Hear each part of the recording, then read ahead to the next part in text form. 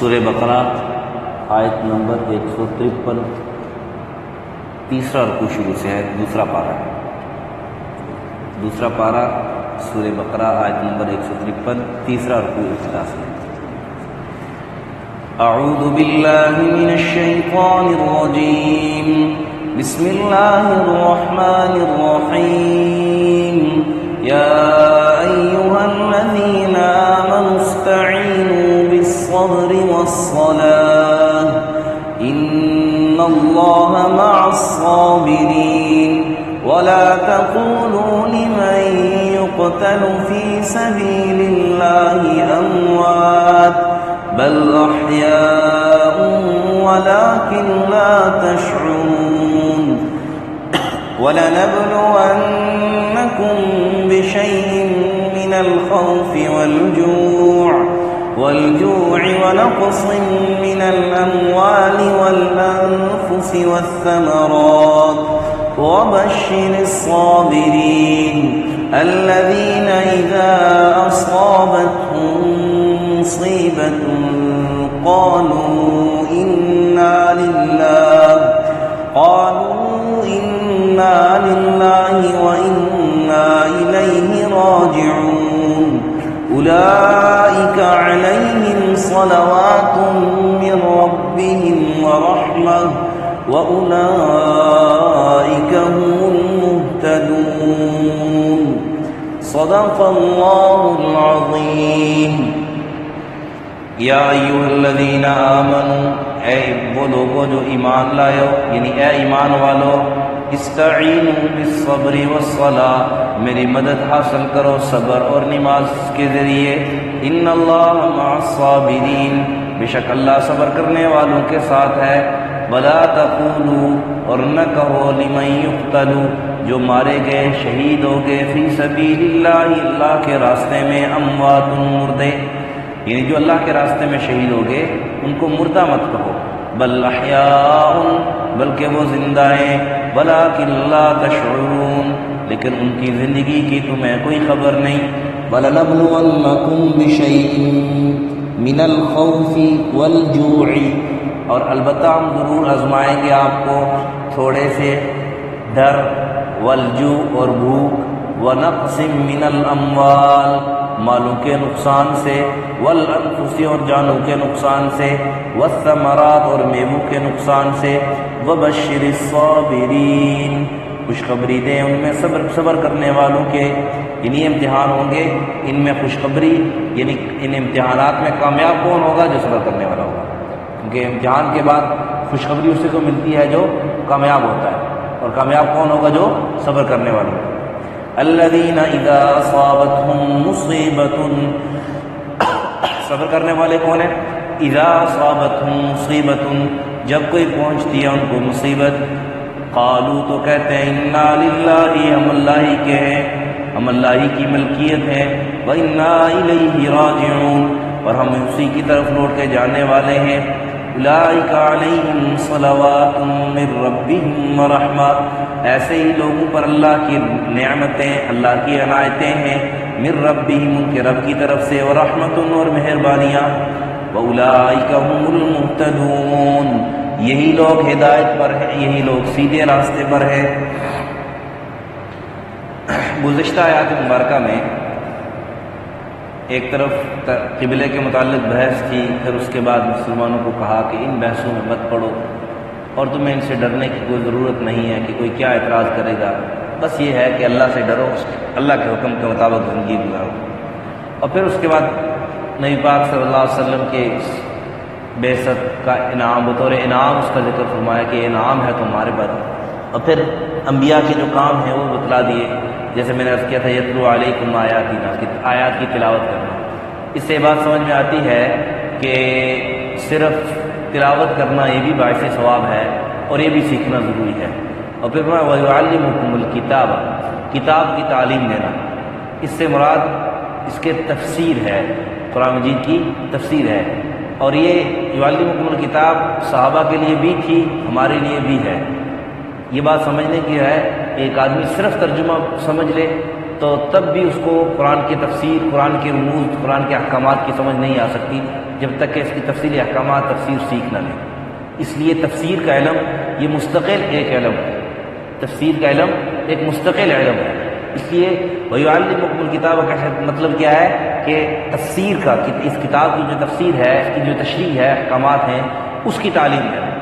اور پھر والحکمہ، دانائی کی باتیں، کیا مطلب کہ زندگی کیسے گزارنی ہے، رہن سہن کیسے کرنا ہے، چھوٹوں کے ساتھ کیسا رویہ، بڑوں کے ساتھ کیسا رویہ، اٹھنا بیٹھنا کیسا ہے، کسی سے کوئی چیز لینی ہے تو کیسے لینی ہے، کسی کو پہ کوئی چیز بیچنی ہے تو کیسے بیچنی ہے، شادی کیسے کرنی ہے، شادی میں کیسے جو ہے نا وہ کون کون سے طریقے اختیار کرنے ہیں۔ نبی پاک صلی اللہ علیہ وسلم نے بڑا ولیمہ بھی کیا، درمیانہ متوسط درجے کا ولیمہ بھی کیا، اور بالکل یعنی چھوٹا ولیمہ بھی کیا، اور ایسا ولیمہ بھی کیا کہ سب صحابہ جو ہے وہ صحابہ کو کہا اپنا اپنا کھانا لے آؤ، اب کھانا لے آئے۔ ایک انوکھا ولیمہ تھا جس کی آج کوئی مثال ہی نہیں ملتی۔ ہم کہتے ہیں نا سنت زندہ کریں، ایسی سنتے زندہ کریں تاکہ غریبوں کے لیے ایک راہ ہموار ہو، اور صاحب حیثیت لوگ جب ایسی سنتے زندہ کریں گے، ان احکامات پہ چلیں گے، تو پھر غریبوں کے لیے چلنا بھی آسان ہوگا۔ صاحب حیثیت جس کے پاس حیثیت ہے، لوگوں کو کھلا سکتا ہے، وہ یہ سمجھ کے کبھی اس طرح شادی کر لو اپنے بیٹے کی، اپنی بیٹی کی، کہ جی آج جتنے بھی رشتہ دار ہیں وہ اپنے گھر سے کھانا لائیں گے، یہاں مل کے بیٹھ کے کھائیں گے، یہ ولیمہ ہے۔ خیر بہرحال یہ جو زندگی گزارنے کے اصول، ترتیب، یہ اس کو کہتے ہیں حکمت، اور اصل ترتیب اور یعنی عقل مندی وہی ہے جو نبی پاک صلی اللہ علیہ وسلم نے بتلائی۔ کوئی آدمی یہ کہے کہ جی مجھے پتہ ہے شریعت میں تو یہ ہے، لیکن آج کل آپ کو پتہ ہے نا یہ بات بھی تو ٹھیک ہے نا، یہ انسان کو یہ بات بھی تو ٹھیک ہے، اس کا تو یہ مطلب بھی تو ہو سکتا ہے، بھائی یہ مطلب بھی تو ہو سکتا ہے، لیکن اگر مگر کر کے اپنے آپ کو دین سے پھیر لیں۔ عقل مندی وہی ہے جو نبی پاک صلی اللہ علیہ وسلم نے بتایا، حکمت وہی ہے۔ اور پھر میں وہی ذکر ہوں کہ یہ جتنے بھی احکامات ہیں، ان احکامات پر عملی تربیت، عملی طور پر تربیت دینا، جس کا کام ہے تزکیہ۔ تصوف بھی اسی کو کہتے ہیں کہ اس میں مشق کرائی جاتی ہے، نماز کی پابندی کرنی، باجماعت نماز کی۔ جو اچھے عالم ہیں، جو اچھے بزرگ ہیں، اللہ والے ہیں، جو صحیح طور پر تربیت کرتے ہیں شریعت کے مطابق۔ ایک تو میں نے جیسے پہلے عرض کیا تھا نا، آج کل ایک کی دام بہت زیادہ ہو گئی ہے، اور اس چیز کے اندر خرابیاں بہت زیادہ آ گئی ہیں، اچھے برے کی تمیز ذرا مشکل ہو رہی ہے، لیکن جو اچھے ہیں ان میں ہیں الحمدللہ، آج بھی اللہ والے موجود ہیں، تو وہ عملی طور پر اپنے شاگردوں کی تربیت کرتے ہیں کہ بھئی نماز کی پابندی کرنی ہے، تکبیر اولیٰ کی پابندی کرنی ہے، تکبیر اولیٰ پڑھ کے قرآن کی روزانہ اتنی تلاوت کرنی ہے۔ یہ جو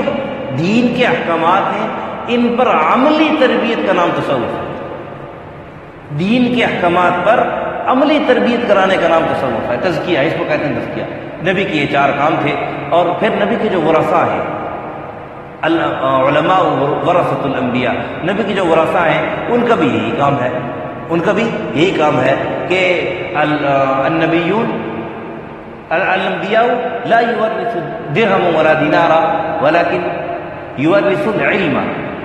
کہ او کما قال علیہ الصلوۃ والسلام کہ انبیاء جو ہے وہ درہم اور دینار نہیں چھوڑتے ہیں ورثے میں، وہ علم چھوڑتے ہیں، دین چھوڑتے ہیں۔ تو اس لیے علماء کا بھی یہی کام ہونا چاہیے کہ لوگوں کو قرآن کی آیتیں بھی سکھائیں، قرآن پڑھنا بھی سکھائیں، پھر اس کی تعلیم بھی دیں، اور پھر اس کے بعد اس پر عملی طور پر یعنی اس کی حکمت بھی بتائیں کہ اللہ کے حبیب صلی اللہ علیہ وسلم کا اس معاملے میں کیا طریقہ ہے، اس معاملے میں کیا طریقہ ہے، اور پھر لوگوں کو عملی تربیت بھی کروائیں۔ اور پھر عام لوگوں کا، عوام کا بھی یہ کام بنتا ہے کہ جیسے صحابہ کرام رضوان اللہ تعالیٰ علیہم اجمعین جب نبی پاک صلی اللہ علیہ وسلم موجود ہوتے تو نبی پاک صلی اللہ علیہ وسلم کے پاس جاتے تھے، جب وہ رہت فرما کے تو بڑے صحابہ کے پاس دوسرے صحابہ جایا کرتے تھے، کبارا صحابہ پر، اکابر صحابہ کے پاس۔ اور پھر جب صحابہ جو ہے وہ تابعین کا دور آیا تو تابعین صحابہ کے پاس جایا کرتے تھے، صحابہ نے تابعین کی تربیت کی۔ اسی طرح جب سلسلہ چلتا ہوں ہمارے پاس، ہمیں بھی چاہیے کہ علماء الحمدللہ ثم الحمدللہ کثرت میں موجود ہیں، ہم ان سے کچھ سیکھیں، فائدہ حاصل کریں، علم کا خزانہ ہمارے پاس موجود ہو، ہم ان سے فائدہ نہ حاصل کریں تو اس کی مثال یوں ہے کہ ایک آدمی کے پاس گھر میں خزانے پڑے ہوں، لیکن اس کے باوجود وہ لوگوں سے کہے مجھے تو کچھ کھانے کے لیے ہے ہی نہیں میرے پاس، حالانکہ گھر میں اس کے لیے خزانے، وہ کہیں بیوقوف ہے، گھر میں خزانے پڑے۔ حالانکہ یہ بات ضرور سمجھنے کی ہے کہ ہر پگڑی والا داڑھی والا عالم نہیں ہوا کرتا، ہر داڑھی والا ہر پگڑی والا عالم نہیں ہوا کرتا۔ یہ داڑھی رکھنا اور پگڑی پہننا یہ اچھا عمل ہے، کوئی اس کی میں قباحت نہیں بیان کر رہا ہوں، لیکن یہ رکھ لینے سے صرف یہ رکھ لینے سے آدمی عالم نہیں بن جاتا۔ عالم تو اس کو کہتے ہیں جس نے دین سیکھا، صحیح طریقے سے دین کو سیکھا اور پھر اس پر عمل بھی کرتا ہو۔ علم نافع کی میں نے پہلے بھی ایک دفعہ کیا تھا کہ علم نافع کی یہ خصوصیت بھی ہے۔ علم نافع کی 3 خصوصیات، ایک یہ کہ جو علم ہے اس کے ذریعے سے انسان کے دل کے اندر خوف خدا پیدا ہو، خشیت الاللہ پیدا ہو، اللہ کا خوف پیدا ہو دل کے اندر۔ دوسرا یہ کہ جو علم اس کے پاس موجود ہے، اس جو باتیں اس کے پاس، جو دین کے احکامات اس کے پاس اس نے سیکھے ہوئے اس کے سینے کے اندر موجود ہیں، ان پر عمل بھی کرتا ہو، اور پھر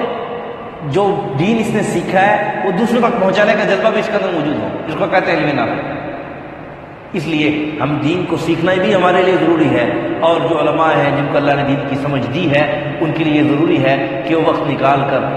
عوام کو سکھائیں بھی، اور عوام کی کڑوی کسی چھوٹی موٹی اونچ نیچ بھی ہوتی رہتی ہے، انسان ہیں سارے، تو عوام کو بھی خیال کرنا چاہیے کہ استاد ہونے کی حیثیت سے ان کا احترام بھی کریں، اور ایک استاد کو بھی خیال کرنا چاہیے کہ اگلا بھی انسان ہے، شاگرد ہے، جو بھی ہے انسان ہے، اس سے بھی اونچ نیچ ہو سکتی ہے، ان کو بھی برداشت کریں، برداشت سے۔ اور یہ آج کا جو سبق ہے یہ اسی بات کی تلقین ہے، اسی بات کی تلقین ہے۔ یہ ساری گفت و نشین آپس میں ختم ہونے کے بعد کہا اب اس کے بعد دین کے احکامات اور دین کے عقائد اس کا تذکرہ شروع ہونا تھا، تو سب سے پہلا حکم بتلایا کہ صبر، سب سے احکامات جو قرآن نے شروع کیے دین کے، تو میں سب سے پہلا حکم یہی بتلایا کہ صبر، اور پہلا بیان ہی صبر پہ کیا۔ کیا مطلب کہ دین پر چلو گے تو مشکلات آئیں گی، پریشانیاں آئیں گی، ناگواریاں آئیں گی، اب ان ناگواریوں میں صبر سے کام لینا، بے صبری نہیں۔ اچھا، جو کوئی آدمی کہیں کوئی مصیبت آ جائے، کوئی پریشانی آ جائے تو رونا شروع کر دے تو لوگ کہتے ہیں دیکھو بے صبر ہو رہا ہے۔ دیکھو فطری طور پر پریشان ہو جانا اور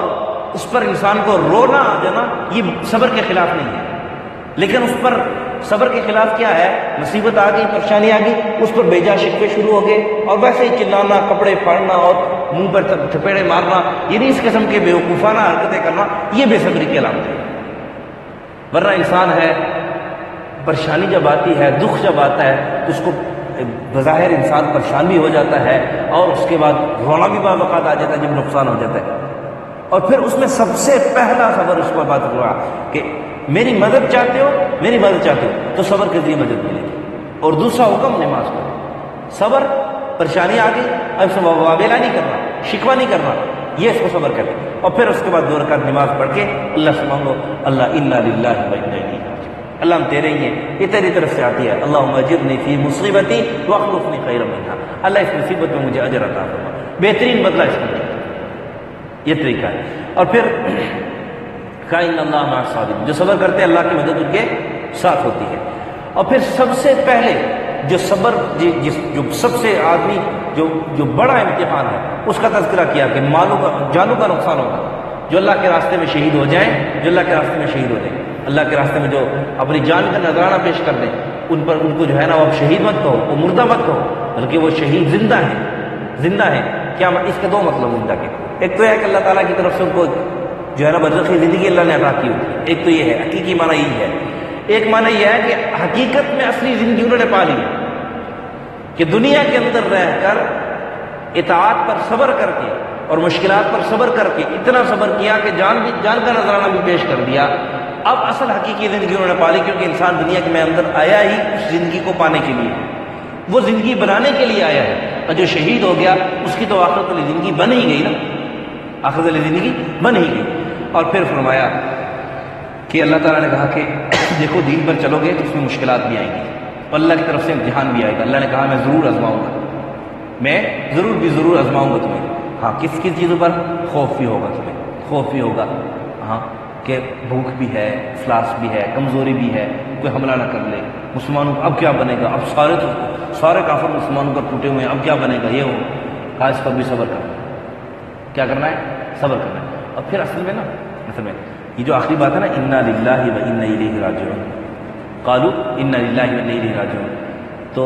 انہی کے لیے خوشخبری بھی ہے، انہی کے لیے خوشخبری بھی ہے کہ انسان کا جانی نقصان ہو جائے، مالی نقصان ہو جائے تو اس پر انسان صبر کرے،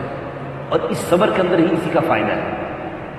اس صبر کے اندر ہی اسی کا فائدہ۔ اور جو بھی انسان کے ساتھ حادثہ پیش آتا ہے، کوئی پریشانی انسان کو آتی ہے، تو اللہ کی طرف سے جو بھی حکم آئے، جو بھی اللہ کی طرف سے آئے، آزمائش آئے، اس آزمائش ہی کے اندر انسان کا فائدہ ہوتا ہے۔ اللہ سے آزمائشیں مانگنی نہیں چاہیے، مانگنی نہیں چاہیے، مصیبت اللہ سے مانگو نہ، لیکن جو اللہ کی طرف سے آ جائے اس پر صبر کرو، اسی میں ہمارا فائدہ ہے۔ اس کی مثال یہ سمجھ لو، اور پھر اس کو پریشانی ہو جائے، رونا آ جائے، رونا آ جائے تو یہ صبر کے خلاف نہیں ہے۔ اس کی مثال یہ سمجھ لو کہ ایک انسان ہے، اس کے ہاتھ پر تھوڑا پھنسی نکل گیا، یا کوئی ایسا جراثیم اس پر ہاتھ پہ لگ گیا کہ اب اس کو ڈاکٹر کہتے ہیں اس کو کاٹنا پڑے گا، ڈاکٹر کہتے ہیں اس کو کرنا پڑے گا۔ اب کیا خیر ہے، ڈاکٹر جب اس کو کاٹتے ہیں، کاٹ دیتے ہیں، تو انسان ڈاکٹر کو گالیاں دیتا ہے کہ تم نے کیوں کاٹی ہے، یا اس کا شکریہ ادا کرتا ہے؟ شکریہ ادا کرتا ہے نا، شکریہ ادا کرتا ہے کہ اسی کے اندر میری خیر تھی۔ اچھا، پھر اس پہ ایک تو یہ صبر کرتا ہے، شکریہ ادا کرتا ہے۔ دوسرا یہ ہے کہ اب جب کاٹ رہا ہوتا ہے تو تکلیف ہوتی ہے کہ نہیں ہوتی ہے؟ اللہ کی طرف سے جب آزمائش آتی ہے تو اس پر تکلیف تو ہوتی ہے۔ اچھا، تکلیف جب ہوتی ہے تو اس پر چلانا، آدمی اکثر آنسو تو نکلتے ہی نکلتی ہیں، چیخیں نکل جاتی ہیں۔ جس طرح مثال کے طور پر کسی کو جو ہے نا وہ کوئی جوڑ ڈال جائے، نکل جائے، تو اب جو ہے نا وہ پہلوان صاحب جب جوڑ چڑھا رہے ہوتے ہیں تو اب بظاہر کتنی تکلیف ہو رہی ہوتی ہے، کتنی تکلیف ہو رہی ہے، اور چلا بھی جاتا، اکثر چیخیں نکل جاتی ہیں، لیکن کیا جب نکل جاتی ہے چیخیں، نکلنے کے بعد کیا کہتے ہیں؟ بہت شکریہ، بہت شکریہ۔ اس کی مثال یہ سمجھ لیں، وہ کہتے ہیں نا رولتے گیا پر چس بڑی آئی ہے، کہ اللہ کے حکموں کے اندر انسان یہ جو جملہ ہے یہ عموماً غلط معنوں میں استعمال ہوتا ہے۔ اللہ کے حکم پر، اللہ کی طرف سے آنے والی آزمائشوں پر انسان صبر کر لے، اس کا مزہ کوئی نہیں، اس کا مزہ اصل میں ہم نے اس کا مزہ چکھا نہیں، ہم اس کا مزہ چکھے تو دیکھیں۔ اس لیے پریشانی آئے گی، اس پر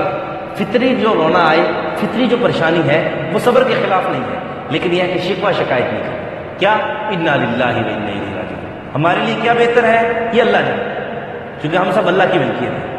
اللہ کی ملکیت ہے۔ اب ہمارے لیے کیا بہتر ہے، کیا ٹھیک ہے، کیا غلط ہے۔ اچھا، پھر دوسری بات یہ ہے کہ ہم میں سے ہر ایک کوئی بھی اگر ہمارا اختیار ہم سب پر ہمیں دے دے تو بے شک ایک چیز ہمارے لیے، مثلا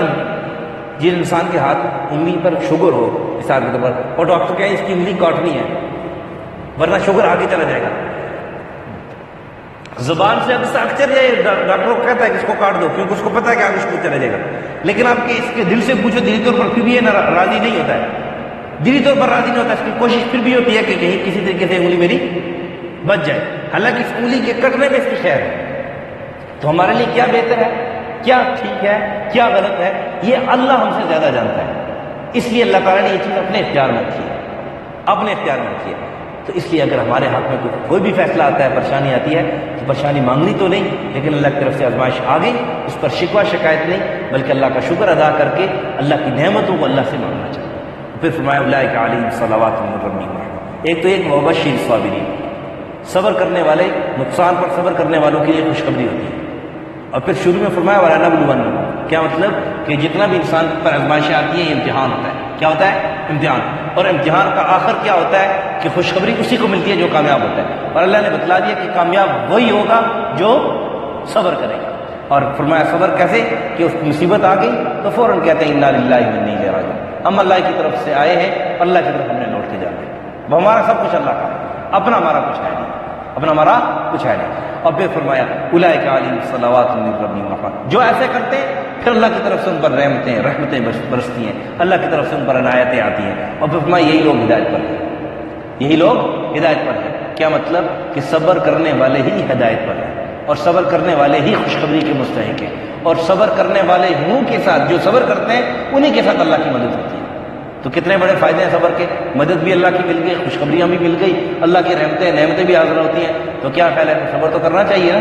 کرنا چاہیے۔ اللہ ہم سب کو صبر کی توفیق عطا فرمائے۔ یا ایھا الذین آمنوا استعینوا بالصبر والصلاۃ، اے مسلمانوں، اے ایمان والو، اللہ کی مدد حاصل کرو صبر اور نماز کے ذریعے۔ ان اللہ مع الصابرین، بے شک اللہ صبر کرنے والوں کے ساتھ ہے۔ ولا تقولوا لمن يقتل في سبيل الله اموات، اور جو اللہ کے راستے میں شہید ہو جائیں، مارے جائیں، ان کو قتل کیے جائیں، ان کو مردہ مت کہو بل احیاء، بلکہ وہ زندہ ہیں، ولکن لا تشعرون، تمہیں نہیں پتہ ان کی کیسی زندگی ہے، ان کی زندگی کے متعلق تمہیں خبر نہیں ہے۔ وَلَنَبْلُوَنَّكُمْ بِشَيْءٍ مِّنَ الْخَوْفِ وَالْجُوعِ، البتہ ہم ضرور آپ کو آزمائیں گے تھوڑے خوف سے،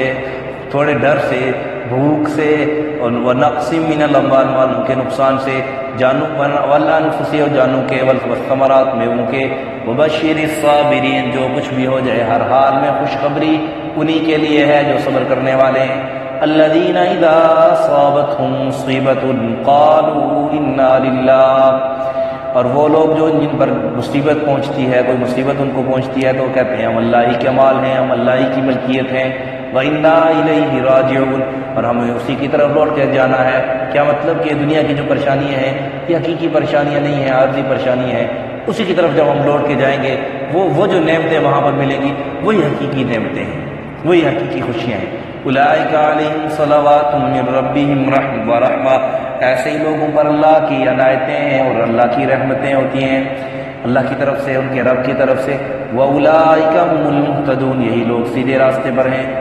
الحمدللہ رب العالمین والعاقبۃ للمتقین، الصلاۃ والسلام علی اشرف الانبیاء والمرسلین وعلى الملائکۃ المقربین وعلى عباد اللہ الصالحین۔ ربنا ظلمنا انفسنا وان لم تغفر لنا وترحمنا لنكونن من الخاسرین۔ لا الہ الا انت سبحانک نستغفرک ونتوب الیک۔ حسبنا اللہ ونعم الوکیل، نعم المولى ونعم النصير۔ لا الہ الا انت سبحانک انی کنت من الظالمین۔ صلی اللہ علی النبی الکریم محمد وعلی آلہ وصحبہ۔